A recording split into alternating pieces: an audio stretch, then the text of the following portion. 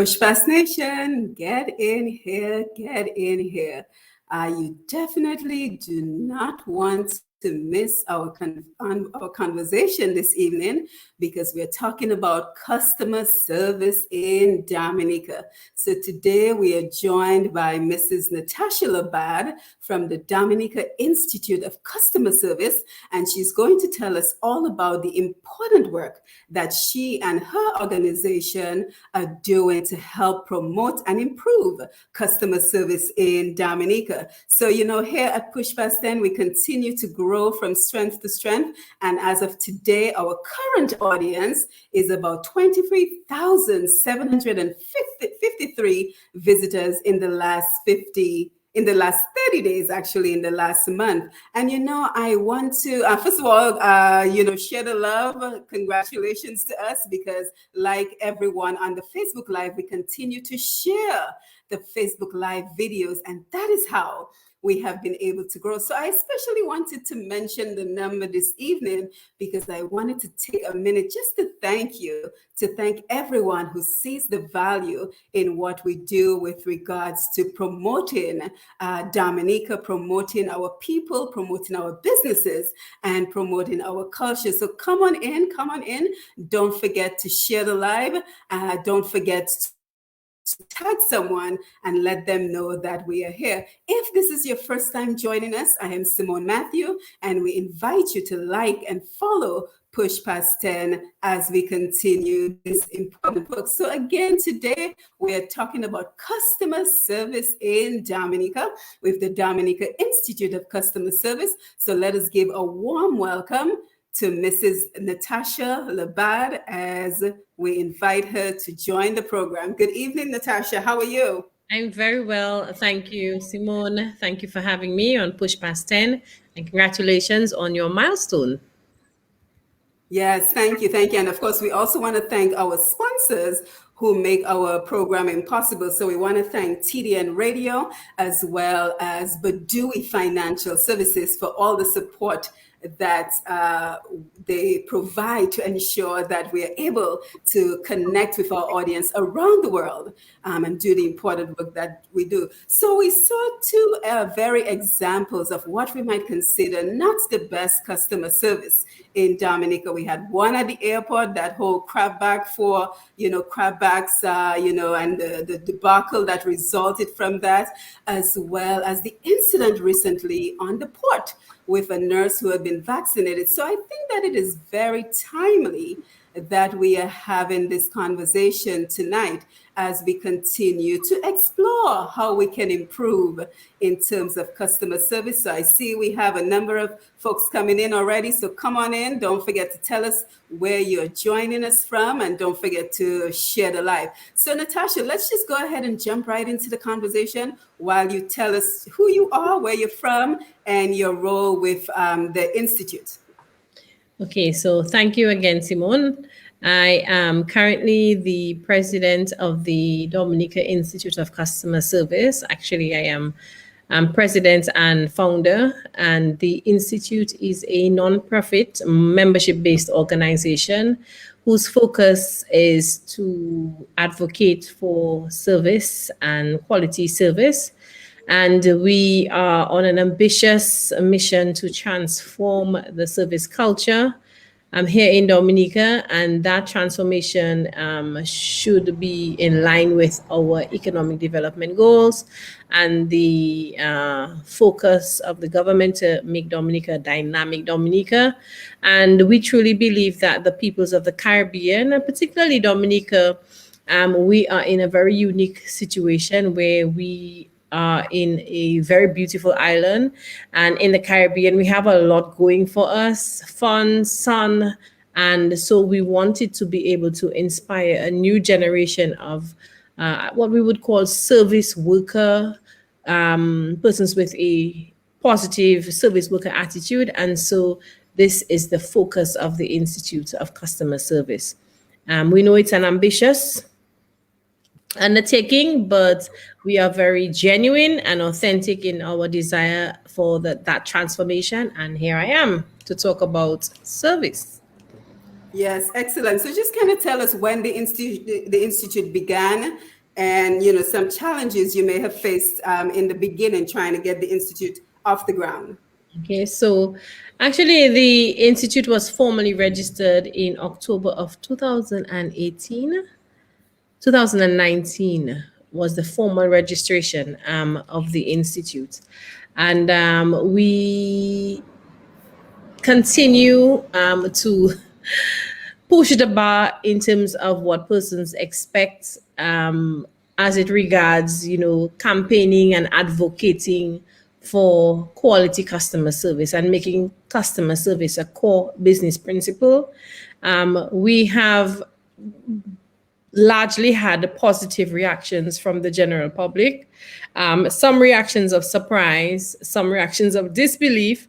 And of course, with everything, yes, you may have some persons who will clap for you.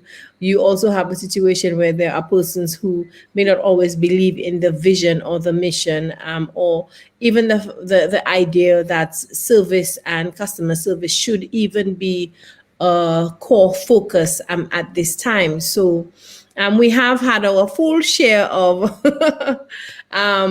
reactions and comments and feedback as to the fact that, well, hold up. So Dominica actually has an Institute of Customer Service.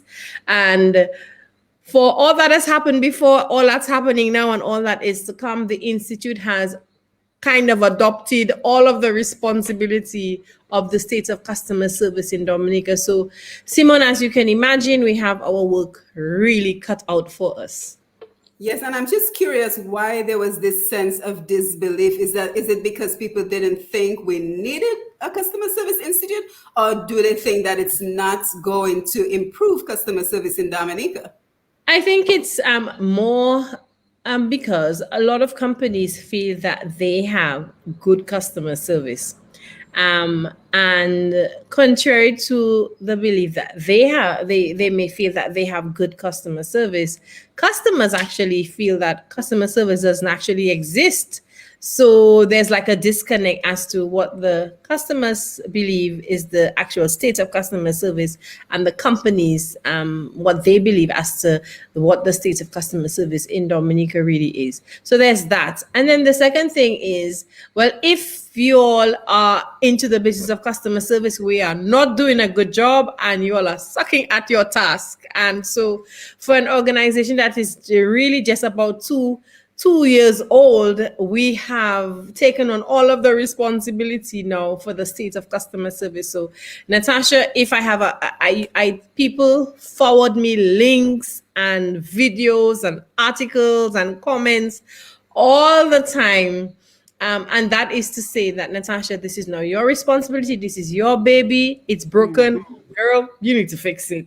So, I think people's reactions tend to be that if there is something that's not working, then we share that responsibility. And I should say that although customer service and the culture of customer service should be everybody's business, now that we have this ambitious focus and we've brought the spotlight, persons really want to see that transformation. So yeah, excellent, excellent. And speaking of which, we have a number of people joining us already. We have Annette Phillip, Dave Bertrand, Glenda Shillingford, Snapper Laura. So thank you guys. Thank you for being here as we discuss customer service. And we want to hear your experiences, good and bad. We want to hear what have been your experiences and how we can improve on customer service in Dominica's, because we know as Dominica and the Caribbean region by extension, we are service-based industries, right? So just about every sector in our economies rely on good customer service. So that is what we're discussing this evening. So just kind of tell us about, the goals, the objectives of the organization. okay, so the first thing is that we have this underlying vision of transformation, and that transformation really is as it relates to the state of customer service in Dominica. So within the private sector, within the public sector, we really want to have a service revolution. And that service revolution speaks to not only the customer service experiences, But from a more strategic standpoint, having a situation where organizations begin to transition into the belief that they can achieve excellence by making customer service a core focus. And so that calls for capacities for not only frontline managers, but also for executives and supervisors and owners of organizations to be of the mindset that we need to give our employees, our people, the big picture view. And what is the big picture view? It is that the customer is right and the customer is boss, and not some of the time, but all of the times. And we'll talk about that. I'm sure we'll have an opportunity to explore that. But the idea really is that we have seen that in this 21st century, particularly the experience that we're having now with the global pandemic, and the fact that we have very quickly in Dominica had to get into the Internet of Things, even whilst we have had to be socially distanced from our customers.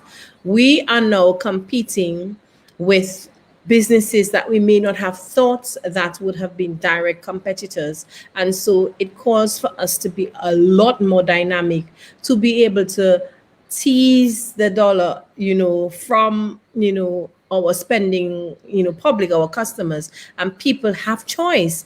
And sometimes we may be of the mindset or the feeling that, well, we're the only one offering a specific service. But for how long will that, situation, continue where people provide a bad service because they are of the opinion that, well, you don't have a choice anyways. When you ask to speak to the manager, well, I'm the manager. Oh, I hate that. I think we've all You been want to there. speak to We the ask for the owner? manager, and then they're like, "I'm the manager." Blink, blink. So that's the idea that we that's what the transformation speaks to. And then it's to empower a new generation of service workers with the concept that service worker attitudes tend to be what's really missing. So people may be competent, but when you speak about competence and being competent and having competency, then that's a little bit different, which a lot of people don't always realize that, when you do a job, it's not just about the knowledge, it's also about the skills that you have, and then it's the attitude that you bring, and that combines to make for competency. And sometimes we may not always have competency, and so the objectives really is to inspire and empower a new generation of young persons with service worker attitudes that can really help us accelerate and take advantage of all of the opportunities that development, globalization, and increases in interconnectivity will present to us. Yes, excellent. And you mentioned Dynamic Dominica. Is there government support for what you're doing in any way? No, there isn't at this point in time. There isn't any direct financial support as for example, persons ask, are we a government agency? So no, we're not. We are an independent non-profit organization, membership based, but we realize that our role really is to support the government and to support the economy. And at the moment, the government has this very big focus on making Dominica more dynamic. And so one of the things that we have, one of the roles of every good corporate citizen is to be useful. And so we are in the service of Dominica. And so we want to ensure that we can support some of the development goals, which is to really make Dominica that more marketable, to make Dominica truly that island that can attract investment. And so if that is the message that is being put out there, particularly after Hurricane Maria, particularly after the devastation that we've seen, and now with the COVID having locked down so many of our sectors, we really need to think about how are we going to mobilize the developing sectors or those areas that are key development sectors. And I think one of the ways that we can do that is to begin with that principle of service. So Yeah, and it's truly unfortunate, but we get quite a few visitors and viewers on this platform. So I'm hoping that someone from the government will view this program, recognize the importance in terms of what you're doing, and provide that support. So I'm just curious, how were you able to convince clients to come on board? so sorry, I just had some noise in my background. So, I mean, I think that for every startup, there's always this initial period of engagement where you engage clients in the private and public sector.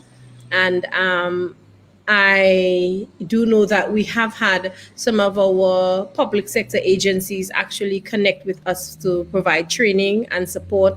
And the advocacy and the campaign that work that we have been doing. So we put out some skits, which are,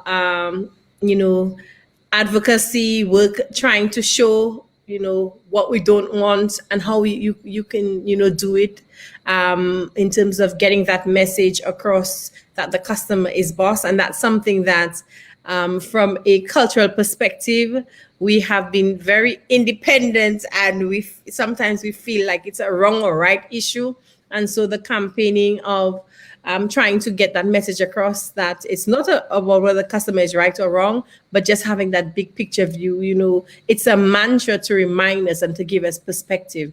And so those early day campaigns and videos that went out really helped to spur excitement and activity. And then we also had the service awards. And despite having to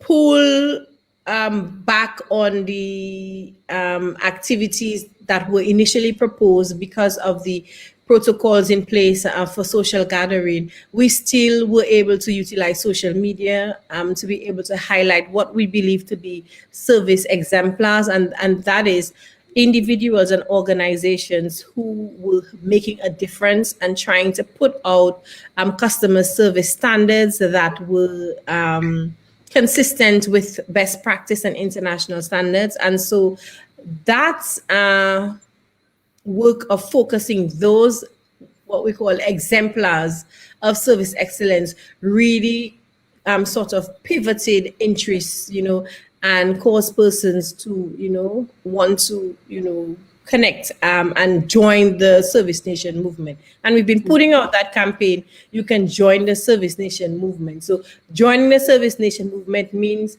deciding that we're going to take an organizational stance, that we're going to do our part to support the Institute in this ambitious, transformation. And the more partners we have come on board, the possibilities are endless. And so that's really how we to answer your question, that's really how we started drumming up the interest, was by creating a movement, and it's called the Service Nation movement. Yeah, well, congratulations. Well done. And we see we have quite a few comments and questions coming in on the Facebook Live. I promise we're going to take your questions and comments in just a little bit, but I just want to get some of the information that we need to know about this institute, this organization. And we are joined today by Mrs. Natasha Labad, and she's telling us all about customer service in Dominica and the Dominica Institute of Customer Service. So now, Natasha, you mentioned that this is a membership-based organization. Can you tell us about your membership? So yes, our membership are service professionals who work and live in Dominica. They work in the private and public sector. They are persons who are frontline employees, who are executives. Some of these persons simply want to be able to create a pocket of excellence that starts, right where they are. And to be able to transform, people's attitudes and impressions as to what is possible. And I think sometimes when we encounter great and quality customer service in Dominica, it can be such an experience of like, oh my God, where have you been all my life? Thank you. I appreciate you. and the membership really have been encouraged to see this as a journey to personal excellence. And we believe that companies are looking for persons who can help them, solve the problems of working and doing business in the 21st century. And that starts with finding more customers or keeping the customers that you currently have. And so the membership really comprises of persons who, want to be able to rise to the occasion to be seen as, quality service professionals. Yeah, and it's funny that you mention when you get an example of good customer service, because I'm sure everyone who's joining us on the live can share that experience that, sometimes when you're in Dominica and someone is actually service excellent, doing a good job, you're surprised. And we shouldn't be surprised because that should be the expectation. That it should really be it should be the norm and not the exception. Yeah, absolutely. And let's see, let's take a couple of comments and then we'll move along. So we see Snapalora, congrats, Simone, I guess, for the number in terms of the views. Annette is in Queens, she's in the house. Snap, a good program as usual. Glenda couldn't miss this. Simone, Mr. Gordon Henderson, speaking of service excellence, we just recognized him on customer service, Dominica customer service. He says, is there an annual award ceremony with various categories as an incentive? That's correct. So this year was the intended very first award ceremony. We were not able to have the actual award ceremony event, which is the awards dinner. That was scheduled to take place at Kempinski. However, we did actually have the nominations come through, and we had 56 persons actually nominated, and across 12 categories. And these persons, the nominees came through from members of the public, private and public sector. And so, yes, if you go onto our Facebook page, you will be able to see more information about that. The link, which will take you to the nominations page, where you will be able to see all of the different categories and the criteria as it relates to the categories.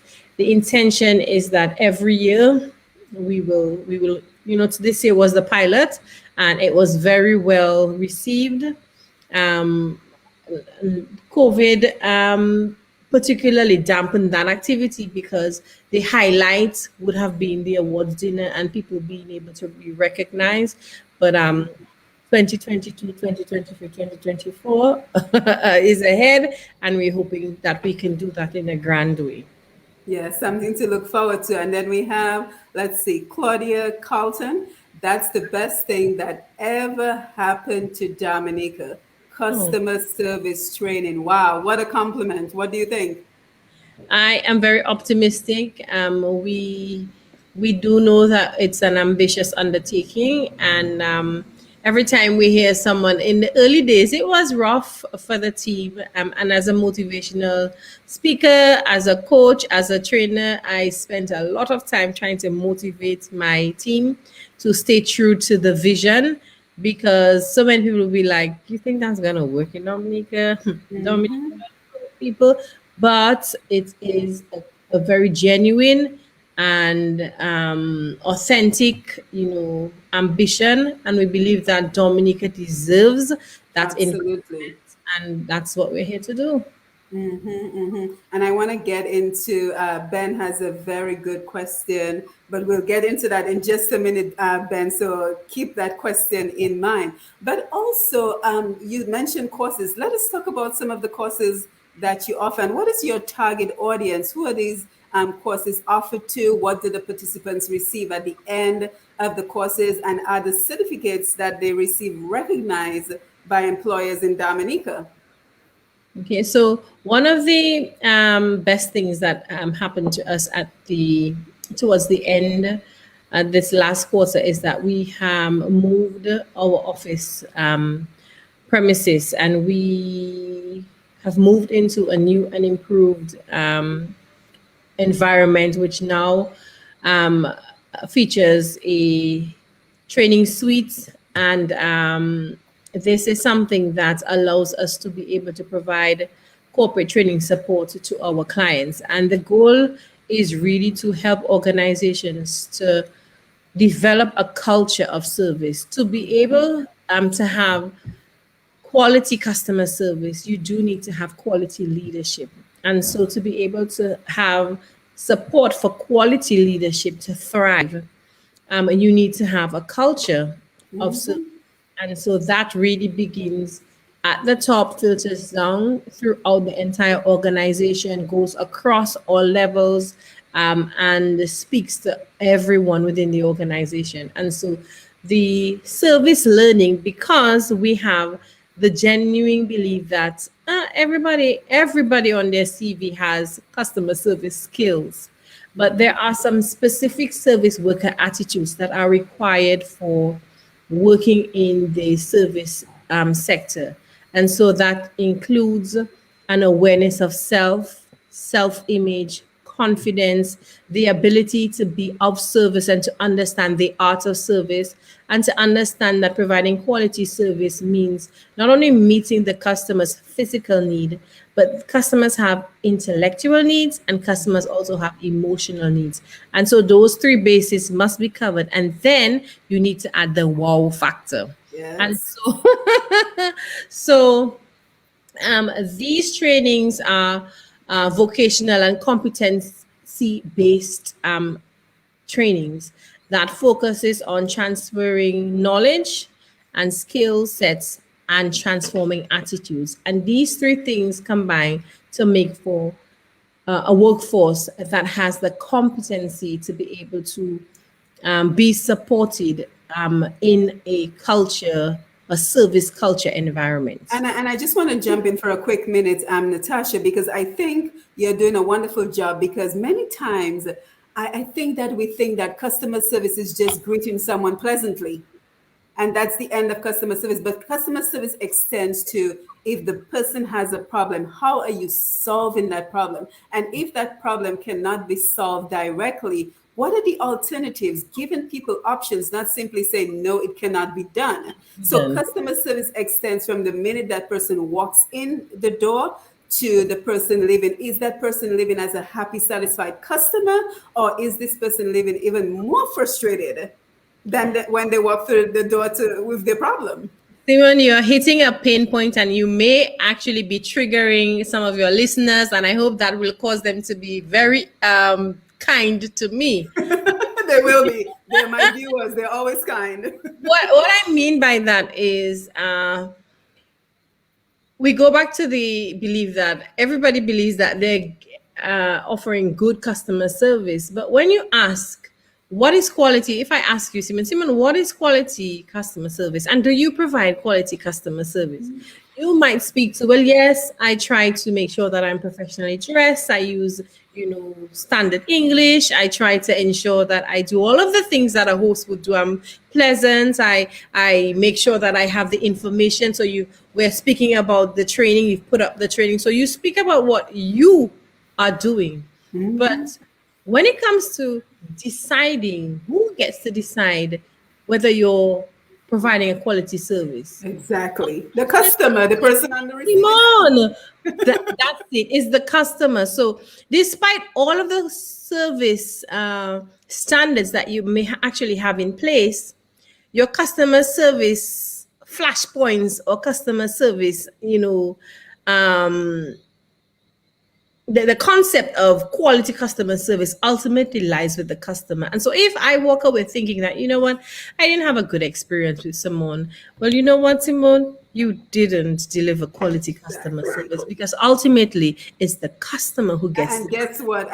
There are ripple effects to that, because guess what? The next time I invite someone on this program and they say, "Oh, Natasha, I saw you on Push Past the other day. Simone invited me." What are you gonna say? No, you don't want to go.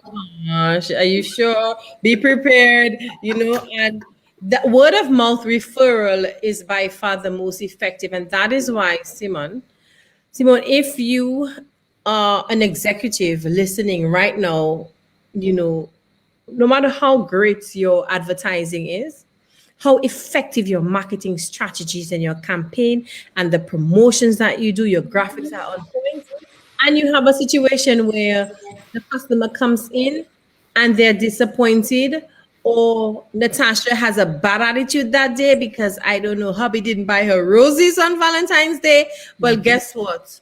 Your marketing campaign, your promotional strategy just got destroyed. Serves you no purpose.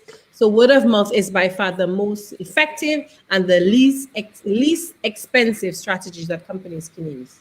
Yeah, and I think it's also important, and let me know if any of your training covers this as well. But customer service, not only as it relates face to face, but customer service on the phone.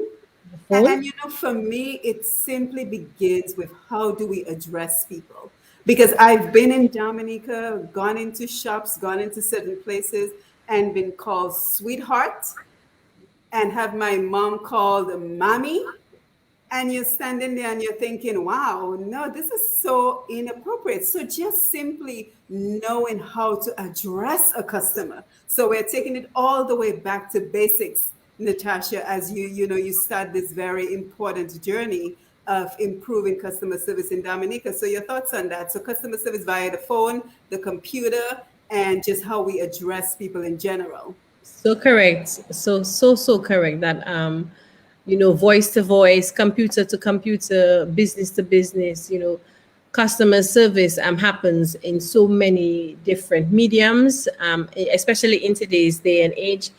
Companies are investing, millions of dollars in trying to ensure that their systems are responsive to the needs of customers. And as a developing island, we can sometimes experience challenges because we don't always, let's face it, Simone, we don't always have the resources that perhaps you may have in the US or in the UK, in Europe.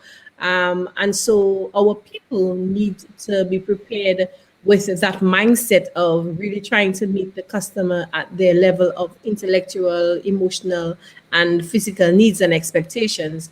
And to be able to do that, we need to be able to do it across all of the devices and all of the tools that, so it's being as simple as, having a phone conversation and a request is made, and just before you transfer that call, to say to let that caller know that, yep, roger that, I've received that, and I'm going to connect you now, as opposed to just connecting the person and they're waiting to, wondering, did you hear the request? Are they being transferred? Like, what's happening next? Just these simple things actually make a difference to person's customer experiences.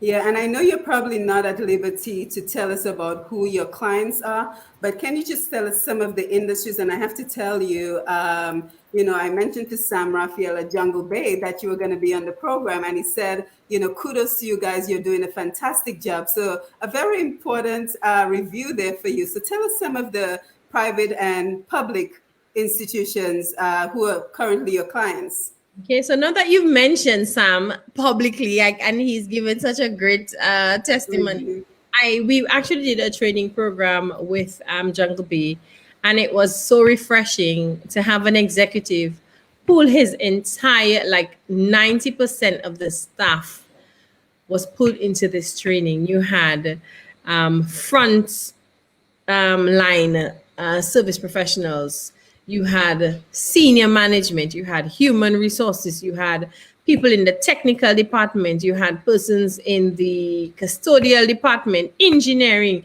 chef, cook, bottle washer. Everyone was pulled into this training, 1 day training, from 8 to 1 o'clock. And Sam sat in, interacted with the team, and this speaks to quality leadership. And to be able to have a quality customer service culture, you need to have quality leadership. And so I'm very thankful to Sam for allowing us the opportunity to come in and to provide that sort of transformational learning and experiential learning. And we have some other clients that we have provided support for to, train frontline employees. And we continue to do that. Jolly's Pharmacy has been one of our partners supporting the institute, the National Development Foundation of Dominica. We have recently made some new clients that I don't want to give out all our, Yep.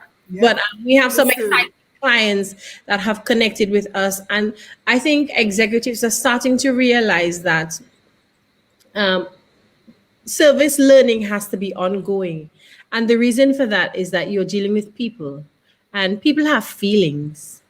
And people need to be trained and supported into embracing who they are and embracing their feelings and recognizing that those feelings can either hinder them or propel them.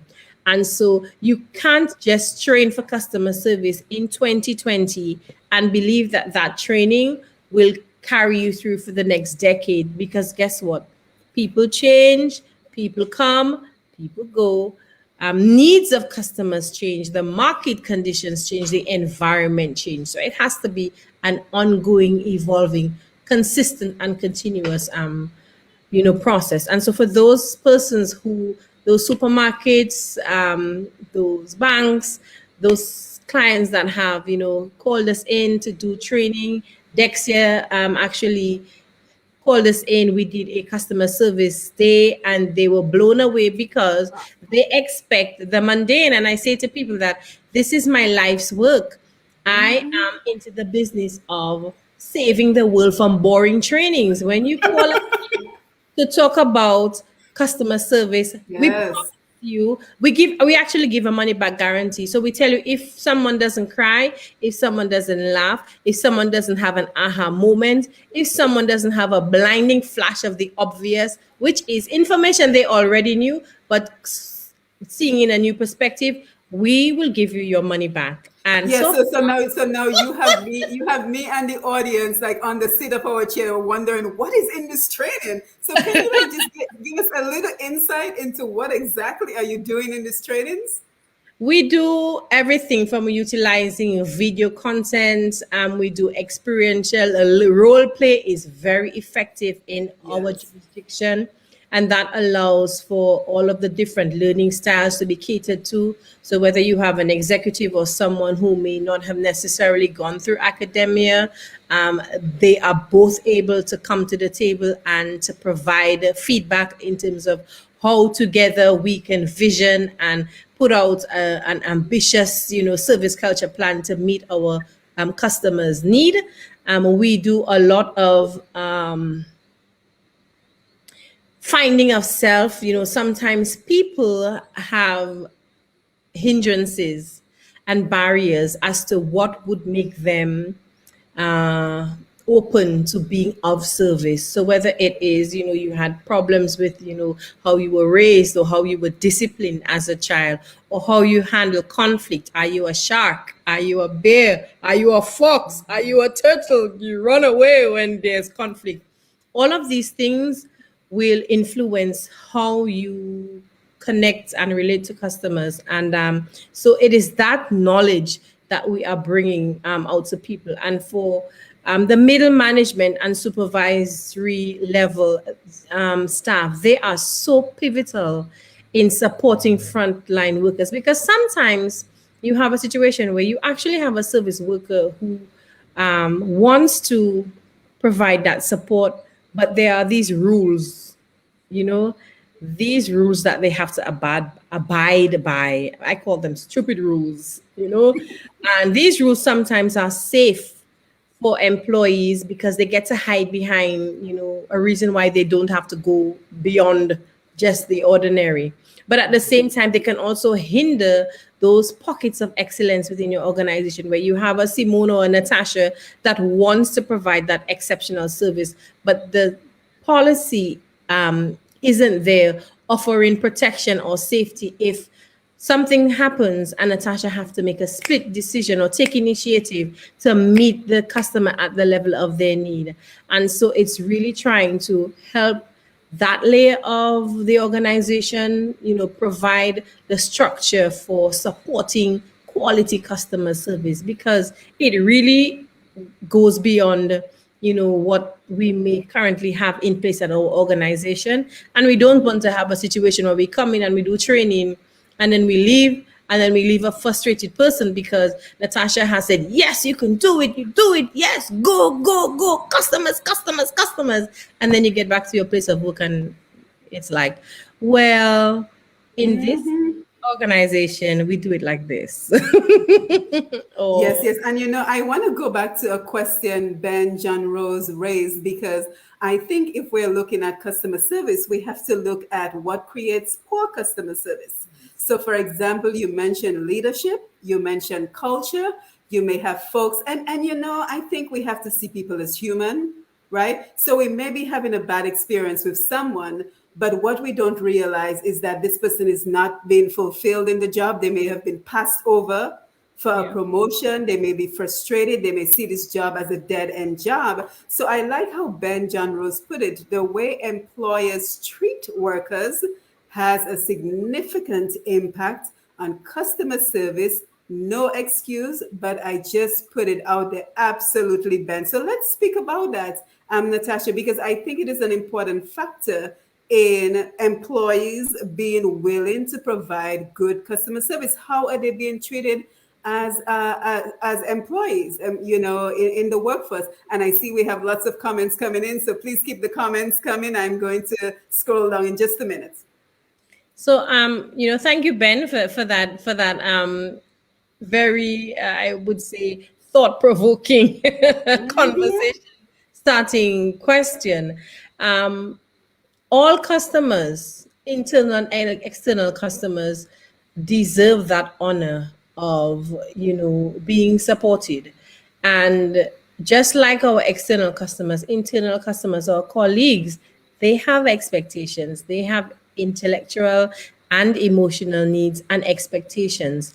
And I really believe that the way to this culture or this transformation or service revolution is to really empower our leaders, particularly business managers, floor supervisors, sales supervisors, to really develop that skill set of being able to communicate the big picture view and to be able to understand the employee mindset. Because sometimes, conflict is inevitable in our organizations, and oftentimes it is not always what is being said, but how it is being said. And service with respect is a big one of the big campaigns that we have been thinking that we really wanted to put out there, because respect is so important. It's very possible, Simone, that we can have a difference of opinion, difference of views, but still work together and still uphold the tenets of a great relationship, which is to communicate, which is to be able to express our needs and to do so in a way that doesn't sort of, you know, leave a person feeling that they have been, robbed. So it's very important that persons get that feeling that they can be supported in their place of work. But they must also be open to the understanding that organizations, particularly in the 21st century, have needs that are very unique to the times that we're living in. And we need persons who can work in a situation or environment where they may not always be the resources that we have or we need right now, but we are reaching towards a goal. And I think a lot of persons sometimes come to the world of work without that mindset that we also are a part of, maybe they've not been made to feel that they are part of the process, but they are part of the culture. The organization is not the beautiful building, it's the people within, the attitudes within, the capacities within that really make the organization. So yes, management, yes, owners, yes, leaders play a very pivotal role in empowering that culture of service.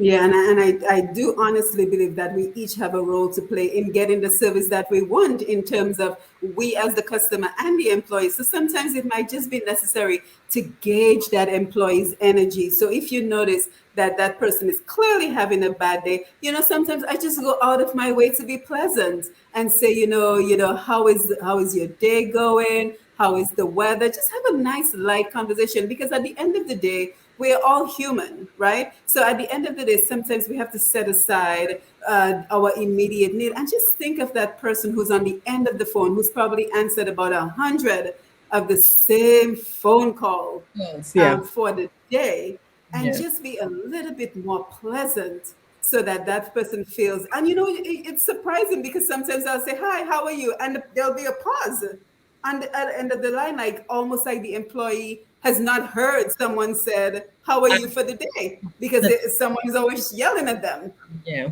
And, with quality leadership, some of the tenets that we encourage that employers should really set the expectations for employees to ensure that persons have job descriptions and job specifications, and that they understand what is expected of them, and that you can communicate and provide feedback. And the type of feedback that you provide is very pivotal for empowering someone. You don't want to only pull a person into an employee interview and conversation every time they do something that is wrong.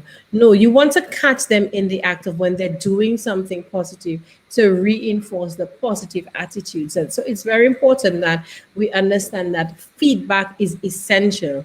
And a lot of times, employees don't always have a situation where they have feedback. So they may not actually know what they're not doing or what they're doing wrong, because they don't actually get the opportunity to have those, that feedback. And when they do have feedback, all that's highlighted is what they do wrong. And Wrong.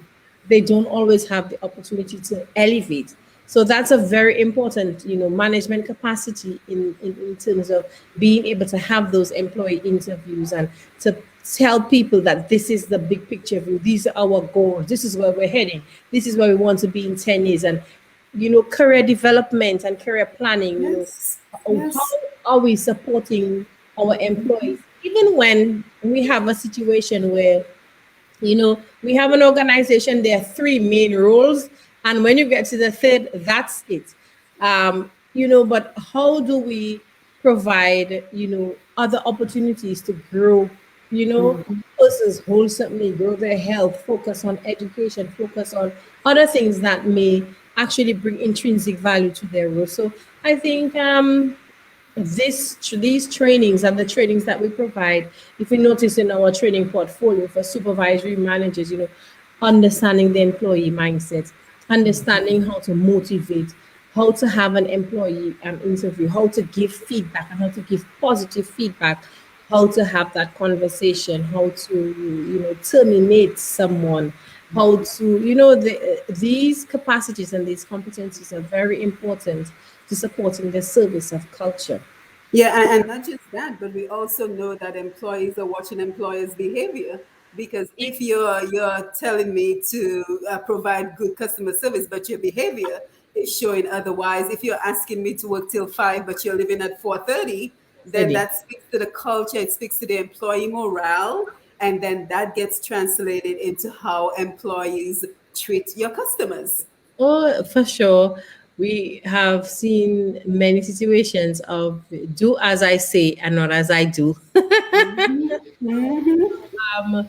We do recognize that as service leaders, and this is one of the things that our module on certified customer service management really focuses on, getting the leadership and certain the service managers to basically push employees to understand what is the big picture view, but also be able to strategize and actually write a service culture plan, be able to introduce service worker standards and service worker attitudes that they can monitor and that they can work on a one-on-one basis with with their frontline employees, and And we believe that this is something that is going to, transform, hopefully, very soon, our culture landscape, our service Yeah, culture. and Facebook, I'm coming to you for your comments, so please keep them coming. But Natasha, we're having a very candid conversation, and again, I want to thank you for joining us from the Dominica Institute of Customer Service. But and I think you may have heard this. When it comes to customer service in Dominica, we treat foreigners differently and better than we treat our Dominicans who are residing in Dominica, who, if you think about it, are long-term customers. I don't know why the evidence points towards, this indicator that persons tend to have service workers tend to have a different mindset or a different service worker attitude for different levels and layers of customers. And Mhm. sorry, I had some background music, and I recognize that part of managing service is communication and the art of caring communication. And there are a lot of things that we practice that may not be standard, and this may perhaps be helping to fuel that feeling and fuel that misconception that, international customers are different or more desirable. But I think it is that international customers demand and expect more, make more expectations and more demands of, the service workers. And so you tend to see that they are relentless in their belief that Mhm. they should be given, they've just traveled 10,000 miles or more to be here, so they demand it. And um, caring communication, one of the training systems that we use, encourages our service workers to be mindful of, how we respond, utilizing eye contact, being responsive. Um, some of us practice zero communication, and that is because maybe how we have been taught to handle conflict, where, someone says something that triggers us, and we start to give an attitude, and they may not realize that they have triggered us, and all of a sudden they are knee deep in a terrible customer service experience. So these systems and these strategies are designed to help support service workers to be able to overcome some of the challenges or barriers that they sometimes experience during, the service interaction. And I'm hoping that over the next couple of months, we can see a wholesome transformation where we don't have persons feeling that, for me, my service experience has greatly changed because everybody, I'm now the face of customer service. Yep. For me, everywhere I go, I am having amazing customer service experience. That And would make my, sense. my husband is like, baby, like, you think they know? I was like, When I come to Dominica, I want to hang with you. even my kids were like, wow. So Wow. me and my family, we're having wonderful customer service But experience. when that happens, you need to remind them that everybody else is you and your family. So, we really we recognize that, that's one of the biggest complaints, that, people react differently when it's a local to a, but you know what, I think people have started service workers have started to realize, that they can't, continue in that mindset, because COVID-19 locked down all of the international clients for quite Exactly. some time. And guess who they had to, service their organizations? The local customers. So Exactly. hopefully, as we go into 2022, we will have a renewed approach, Simone. Yeah, fantastic. And it goes both ways because I've also heard complaints that foreign companies are allowed to treat our customers much differently than the local companies. But we'll throw that question out to the Facebook audience and see what their response is. Now, as the expert in customer service, Natasha, I have to pick your brain. We mentioned those two examples in the beginning. that crabback incident at the airport and the vaccinated nurse who came in by boat. If you were the consultant in that particular case, what would you recommend in those two particular incidences? Because in both incidences, the attendants, the airport security, and the person on the port, they were the customer service agents, and the two Dominicans were customer service, were receiving customer service. So, what any recommendations that you can offer us in terms of maybe just a different way those incidences could have happened? I think it goes back to the art of caring communication, Mm-hmm. and being able to support our customers, because our customers may and will have expectations, and they will have intellectual and emotional needs, and it's always thinking of caring. How can we utilize the tenets of caring communication to communicate, to our customers what is the organization's policy or what is the stance, and to really try to address, those interactions on the basis of, identifying any expectations or any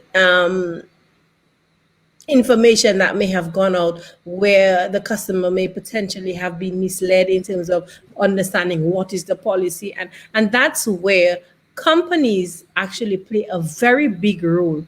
You need to be able to teach your customers the drill. And what we mean by that is very clearly communicating on your Facebook page, on your website, in documentation that you put out. I'll give you an example. If you're going to open a bank account, everybody knows that you need to have a proof of address, you need to have some form of ID, and you need to at least come in with at least a first deposit.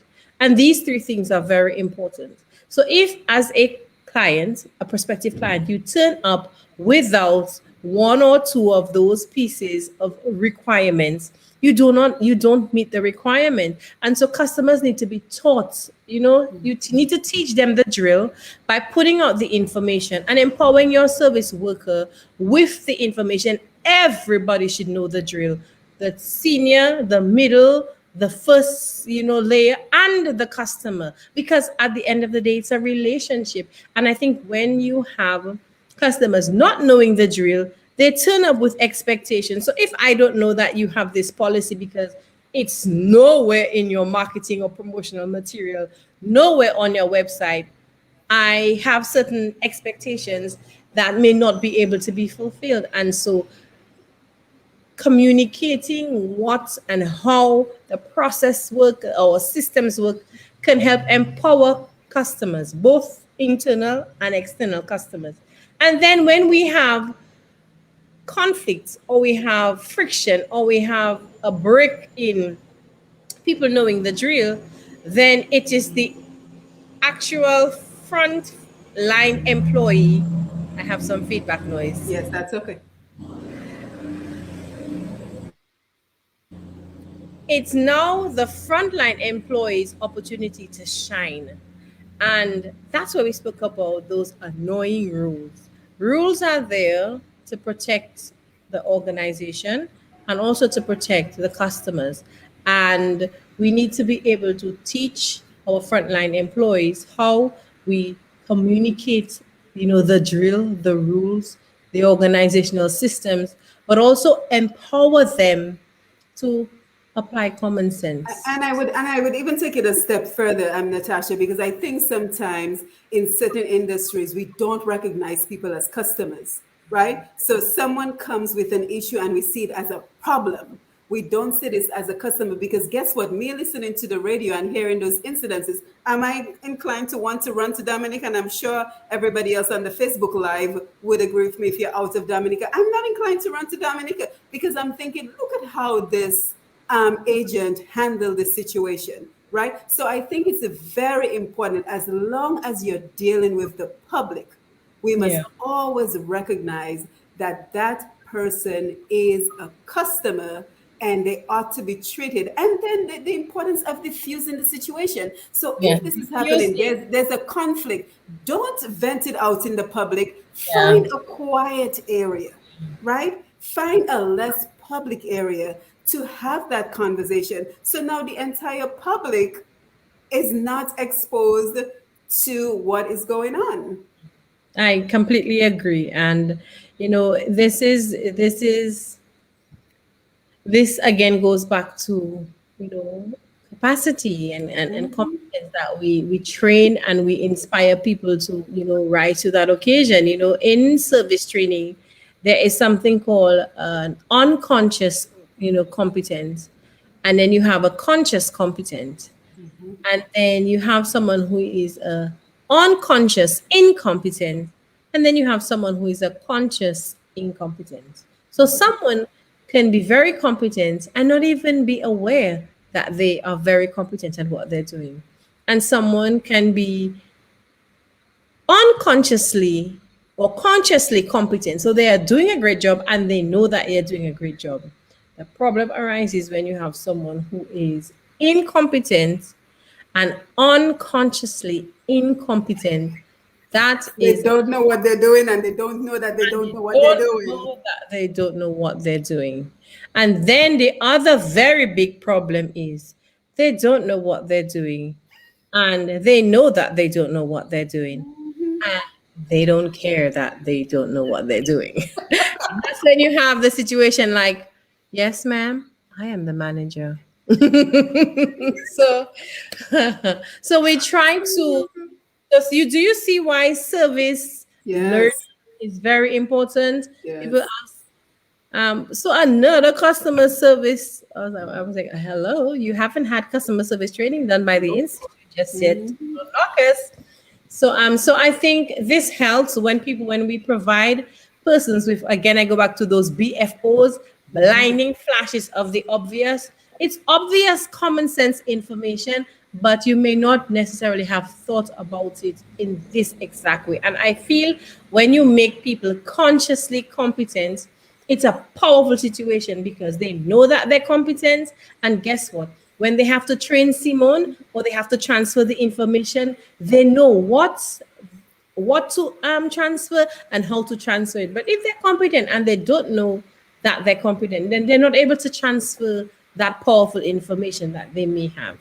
Yes, so I can see you have your work cut out for you, but you're consciously competent. So Thank I think we're in good hand with customer service in Dominica. So again, I want to thank you, Mrs. Natasha Labad, for joining us from the Dominica Institute of Customer Service, just to share on the important work that you're doing to raise awareness and to kind of improve culture, because that is what you're doing when you're improving the service industry. And as a matter of fact, I'm so passionate about customer service. I went ahead and started the Dominica customer service page, and I have been able to tap into some of what you're doing by sharing some of what you're doing. But I think it's important to extend service excellence for Dominica beyond Dominica. So while you're holding it down in Dominica, I want to also make sure that we're seeing service excellence in the region and the wider world. Because when you represent yourself as a Dominica vendor, you're selling Dominica, right? So if a customer is not having a good experience, and at the end of the day, we all want folks to come to Dominica, right? We all want to promote our island and encourage folks to come to Dominica. But if I'm a vendor here in Georgia and I give bad service, and you can hear my accent and you know I'm from Dominica, then I'm not selling my island. You know what I mean? So important. So far we've highlighted, teachers, and we got a massive response when we said just recognize any teacher who's played an important role in your life. And then we also had a great response when we featured Gordon Henderson as a service excellence for putting Dominica on the world stage. So again, I want to commend you for the work that you're doing. I'm hoping that we can, have a collaboration between our platforms and be able to just take customer service to the next level. But before you go, I want to make sure we just grab some of the comments on the Facebook Live, if that's okay with you. No. Yeah, so Glenda says customer service by phone is also important. Then John Rose says, good job, Caesarine. Amen. That's a major issue. Many businesses in Dominica don't refer you to where the service is fulfilled. It's almost like they have no clue. So kind of just take a note of any of the comments you want to comment on. Annette Phillip, I always get upset when I ask for help, and sometimes the person says they can't speak English or they don't know what aisle the product is located. I certainly agree. Very frustrating. Shamaraya, I am happy you all are having this conversation. So important to create awareness. Cuthbert Joseph, we also have to take the culture into consideration. Magolara, great to see you. And again, thank you for being on Roots Connections last evening with us. A pet peeve of mine is being ignored. A Yeah. simple good day, someone will be right with you goes a long way. And I also was sure to pin your website. So if anyone wants more information about Natasha and the Dominica Institute of Customer Service, I went ahead and pinned the website learn.dominicaserviceinstitute.com. So again, learn.dominicaserviceinstitute.com, because I will have this as a repeat on my radio program. Cuthbert Joseph, mommy and sweetheart could be terms of endearment for some people, while it could be seen as inappropriate in some circles. Just Beverly Johnson, hi, Dr. Simone and guest. Awesome program. Thank you, Beverly. Glenda Shillingford, well, I can attest that Jungle Bay has great customer service. Front desk, which I personally experienced just last week. So kudos for providing the training. Thumbs up. Caesarean, that's what Walt Disney Company does. Everyone is trained with customer service training skills. Margot, training is everything. Marshall, on location, it is important to brief workers daily or occasionally before tasks are carried out. yes, very. Glenda, love for your job can also bring out that good customer service. Excellent job. Let's see who else we have. Glenda Carlos, don't listen. I tagged you because you displayed great customer service and also your professional as well. Win Air St. Martin is very fortunate to have you as an employee. Excellent. Beverly Johnson, most customer service are very, very good, but sometimes you meet someone who can be very not nice. So we Yeah. just have to adjust. Margot, that's correct, Simone. When employees think I'm a foreigner, they treat me different. Me. As soon as they realize I'm Dominican, their attitude is more relaxed. You got your work cut out for you, Natasha. Marva Charles, hi, very interesting. Communication is key to consumer success. And let's just take a couple more. We got quite an audience, Natasha. Dr. I believe, Simon, someone spoke about being ignored, and I think we yes. came up. Zero communication is one of the ways that you can show uncaring communication to your customers. So that's when someone comes in and you don't respond to them, That's a or pet peeve for me, for sure. they trigger you and you decide to give them the silent treatment, and that's actually a form of ignoring your customers, which is not appropriate. Is Yeah, definitely and there's a delicate balance, because I also don't want anybody hovering over me, because chances are I'm gonna walk out. So it's yeah. a delicate balance of simply saying, "Hi, how are you? I'm here if you need me." But sometimes you walk into some of the boutiques in Dominica and you feel like the person is doing you a favor by Yep. saying, "May I help you?" Like you're disturbing them from doing nothing all day. So you have your work cut out for you. Ashanta, I believe sometimes we do not realize how being pleasant to a customer can make their day. You never know what that person is going through. Carlos, Glenda Shillingford, thank you. For me, it's a pleasure to assist each and every passenger the same way I would want to be treated, with love and respect and professionalism. Wow, we got some great interaction. Kimana Julian, it's okay to let a service provider know when their service was not well received. I also think companies need to put into policy the kind of customer service they would like associated with their companies. Too often, agents handle situations very poorly, which requires management. So you see why you have to come back, Natasha, because we have a lot of great interaction. Louisa Japia out there in the UK. A while back, a shopkeeper tried to sell me cocoy when I asked for bananas. That's a good one. Yes. So any comments, any final comments as we wrap up? I just want to thank you, Dr. Sibon, for having me on your platform. I am so appreciative. Any opportunity to talk about the Institute and the work of the Institute, we always welcome. I need to say that I am supported by a team of service professionals. I have Amanda, Jacques, who is our executive administrator, and Miss Lenny, Jean Noel, our frontline reception staff, and we also have our board of directors and our advisory committee supporting the work of the Institute and just trying to help on this very ambitious, mission, which is to transform Dominica. I want to encourage those of you who are listening to continue to pray and support our Dominican products and our Dominican movements.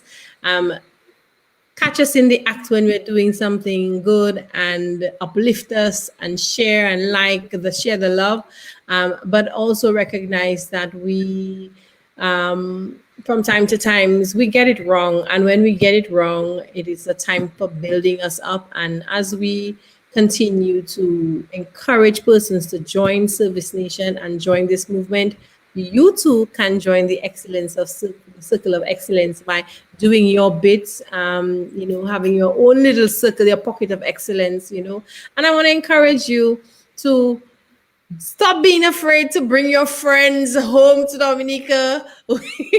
I'm guilty.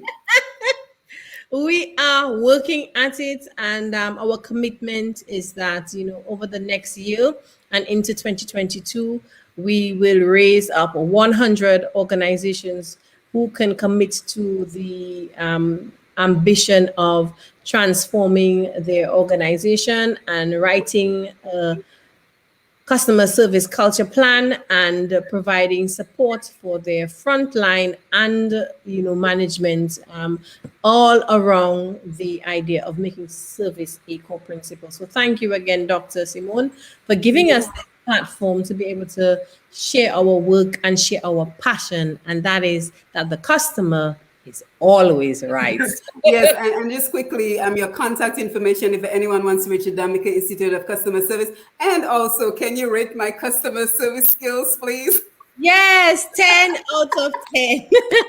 So you connected with me. I got 3 emails from you with information and the link just before the program, like an hour before the program, a reminder, and then telling me that you'll be logged on. You came on and you told me how it will work and what. So yes, I can rate you as. And I sent you the link for the live. You sent me the link for the live, but I only shared with 4 people because I was so into. That's okay. That's okay. Just post it on the page when you're done. Page. But I definitely want to encourage you, if you want to support the work. As I said, we are a nonprofit organization. We are membership based. If you want to support the work of the Institute, perhaps you can issue a training scholarship to a lot of our service professionals. Sometimes they struggle with being able to pay for the training, so we offer them training, flexible learner plans. But if you want to perhaps maybe sponsor someone, a young person, one of the things that we do is we connect with the recruitment agency to provide sales and customer service staff. So that training scholarship could potentially make a big difference to a young person actually getting the opportunity to find employment. So I want to encourage you to connect with us. We are on Facebook, Dominica Service Institute. You can also connect with us on our landline, that is 767-440-8606, or our WhatsApp or mobile 225-8606. And then you can also email us at info@dominicaserviceinstitute.com. And again, that is info@dominicaserviceinstitute.com. So you're coming to Dominica and perhaps you want to highlight some of the service heroes that you discover. Tell us about them. We'll highlight them. You want to be able to nominate someone for a Service Excellence Award in 2022. Tell us about them. Send in a nomination. You want to perhaps donate a training scholarship and give the gift of education this year, we would be happy to actually, provide a training certificate to one of our members. We have about 1,000 persons who are now actively on our Facebook page, connecting with our content and materials. So we are just very thankful to you, Dr. Simone, and Yeah. for persons who are commenting and giving feedback. And that's it. As we say in Dominica, share the live. Share the Share. live, like Asa would say, share the live, share the live, share the live. But thank you, Natasha. And I want to thank everyone who joined us for this very special Facebook Live presentation from the Dominica Institute of Customer Service and the important work that they're doing to improve customer service in Dominica. And again, it takes all of us, the customer and the employee, to do this job. So again, thank you for being here. I'm Simone Matthew, and always a pleasure to join you for another Facebook Live presentation. We encourage you to follow Push Past 10, follow the Dominica Institute of Customer Service, and also follow Dominica Customer Service on Facebook, because we all have a role to play in welcoming both visitors and our locals to our businesses, whether it's the utility company, the government offices, the boutiques, the hairdressers. We have a role to play with all of that. So again, don't forget to follow us as we continue to grow from maybe 23,700, which is our current number, to infinity. So, we got about 70,000 Dominicans in Dominica. So, hey, that's not unrealistic, right? So again, thank you for being here. Don't forget to follow Push Past 10 and click the notification button to know the next time that we go live. And with that, I wish you a wonderful evening, and I'll see you next time right here on Push Past 10. Take care.